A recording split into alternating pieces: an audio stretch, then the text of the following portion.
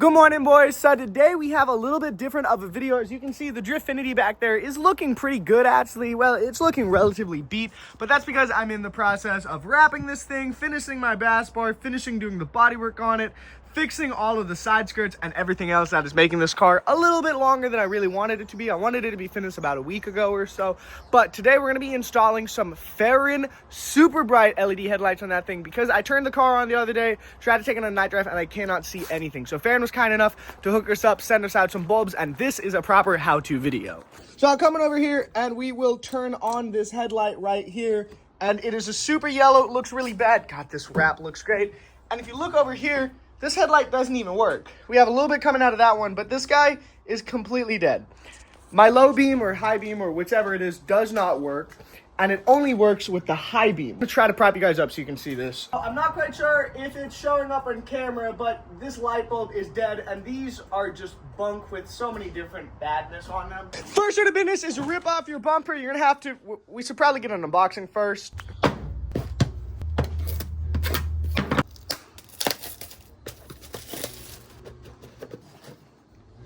Gloves. Wow. Honestly, we're just going to take a pause from the time lapse and unboxing, and these things are nice. Like, genuinely nice.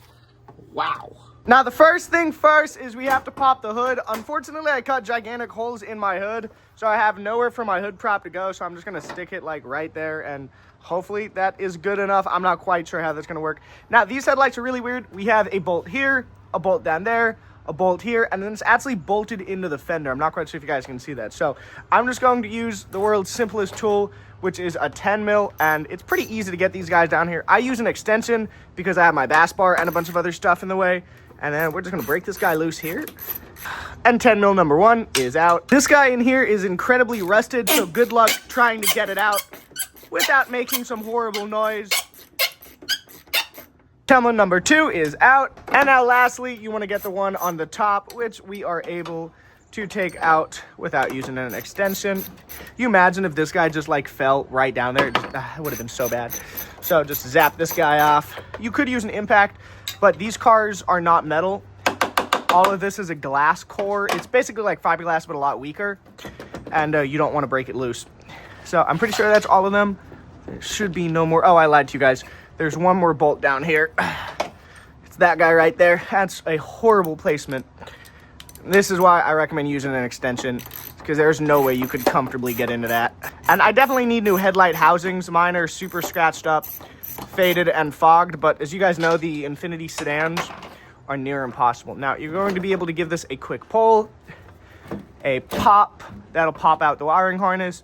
Inspect for spiders, because of my TikTok, we found the most terrifying spider. It was like the size of my palm.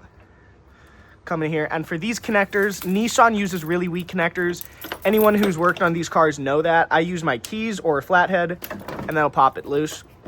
I've done more motor swaps and motor pulls on Infinitis and Nissans than I can count, and it is horrible because all of their connectors snap. So now we can take out the headlight and move over to the workbench. So slide the headlights over to your main working area. It's super messy on camera because I've just slid everything sideways because I'm in the middle of welding up my diff, in the middle of building a secondary bass bar, in the middle of wrapping my car, and in the middle of installing coilovers, camber arms, adjustable arms, and then angle kits and Hydra e-brakes and dual caliper setups. And there's just a lot of mess going on. Now, one thing that I do highly recommend is to grab a blanket, a jacket, or something like this. I'm actually using one of my dog's jackets just because that's what I had, quickly, is easily accessible.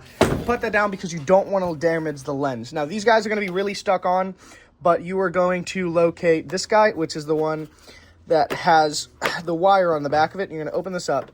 Back here is a plug. You guys see the plug? Right there, a little zoom in the plug. Isn't that fun? Don't you love my editing skills? Unplug that guy right there. As you can see, that is a 3-pin connector. We can move that out to the side right there. Now, there's going to be a chrome tab into there. Do you guys see that tab? You're going to come in here, lift up that tab here, lift up that tab on this side, and that's going to lift up this arm. And then you can come into here and pull out the light bulb. As easy as that. Now, another reason that I love fahren headlights is I have a competitor set of headlights that I've actually used in a lot of my cars, and I really did like these headlights. but here's the same 3-prong plug. So this has to get plugged into your housing right there. And then you have to hide this gigantic box and this gigantic fan into here. And these headlights don't actually fit inside of this housing right here. But if you compare it to a fahren bulb, you can just see the difference in size. This guy has a gigantic fan and all of these bulky things and an extender, and this guy is here. So you have to find somewhere to hide all this, and for housings like this, you're going to have to cut them up and tuck the housings into here, or you can simply just go with this guy, which has the built-in coolers, the built-in fans, and everything all embedded in one, so it's simply just a plug and play. Same with the hyperflash module and everything else in here, so it's simply just amazingly plug and play. So all you got to do is put that onto there, close this up, and you are done. Put it into here and give it a twist, and boom, you're done. So now we just have to do the passenger side, and then we throw them in the car and we good. And now that we have this guy and that guy installed, all we have to do is come over here, turn them on, and oh my God, is that freaking bright. Holy snap. Do you guys see how bright that is? Dude, it is broad daylight, and that is hurting my eyes to look at. And that's not even all fully on high beams. Okay, here. Now, I'm not quite sure how to showcase this because it is broad daylight, but let's turn on high beams. Ready? 3, 2, 1. Oh my God. Oh my God. That is insane. Here, I'm going to prop you guys up just so you can see what the high beams look like fully on. Can you guys see both headlights? Yeah? Can? Okay, cool. Cool. Here we go. 3, 2, 1. Oh my God, the reflexing is insane. Dude, I cannot get over how bright these fahren headlights are. Now, every single one of my cars is running fahren headlights. This Lexus right here, my Drift Infinity right there. My truck is not running fahren headlights because, well, I don't have any bulbs in this thing.